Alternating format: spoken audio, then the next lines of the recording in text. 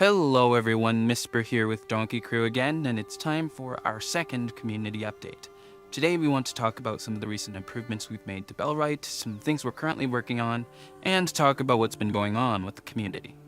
We recently had a few updates, which to be honest were not as small as we expected them to be. We touched on a lot of different improvements to the structures, storage, villagers, and bandits, mostly from suggestions the community has made for further gameplay improvements. For instance, in June we added practice fights to the game.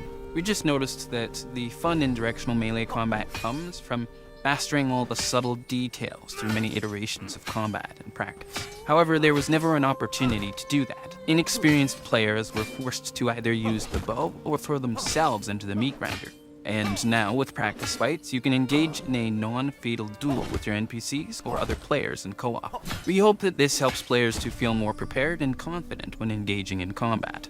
One of the most substantial changes we had to structures was that we've made the adjustments to some of the Tier 3 buildings. This includes the lumber mill, which now has some extra crafting stations, and the mining pit, which will increase the longevity of mining an ore deposit by about 5 times as much. This was added to ensure players won't start to run out of metals as they get into the later parts of the game. Aside from adding physical stations to the buildings, we've also begun to adjust the overall UI of the game, adding some extremely useful features, such as the ability to copy over the filters and priorities from one building to another. We noticed it was getting tedious for players to have to reset the priorities when they had duplicates, especially if storage buildings, so we added the functionality to copy it over directly to another building. Plus, we added more filters and settings for a better customization when it comes to sorting through weapons, armors, books, and ammunition. We also added more UI adjustments to the attributes screen to help players better understand the benefits of knowledge books at a glance. There's been a lot of feedback about the UI in general, as we mentioned in the previous post, so we're making sure to give it the attention that it needs, and we'll have a lot more coming in the future when it comes to overhauling the UI. And the last big change would be the Bandit Migration, which was a bit more complicated of a feature to add. We knew there were a lot of players who either cleared out the map of bandit camps too quickly or just reached the endgame with no threat to their settlement whatsoever. In response to this, we added a way for bandits to migrate and set up their camps in new places on the map. We did this to help make the world feel more alive and give the player more combat objectives without having to travel further and further south from their settlement just to get into a fight. Along with all these feature improvements, we've also been doing our best to squash any bugs that you've been reporting in the forums or on our Discord channels. We've fixed numerous quest hangups, including a lot of lost quest items, preventing players from progressing, as well as improved the villager AI in many different ways to work more efficiently and hopefully be less buggy overall.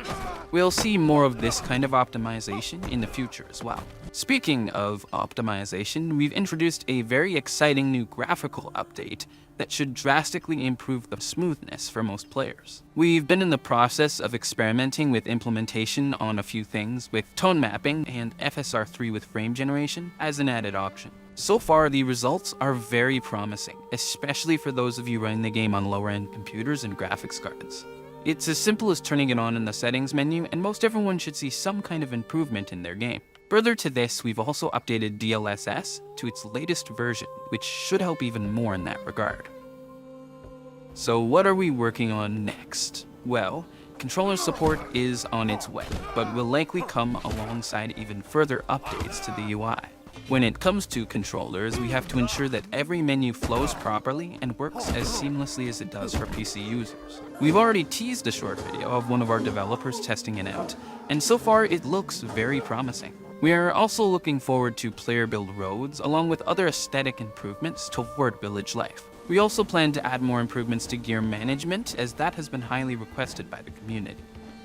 We've mentioned many times how we focus on the immersive aspects of our game, and giving more visual cues to what villagers are currently doing will hopefully help your settlement to feel much more alive. That, combined with new cosmetic decorations for your settlement, will give players a lot more customization to really make their villages unique. Even with the current level of detail, we've seen some absolutely stellar examples of this coming from the community. We recently hosted a screenshot competition on the Discord where we saw firsthand some of the most beautiful vistas and creative uses of our current constructions.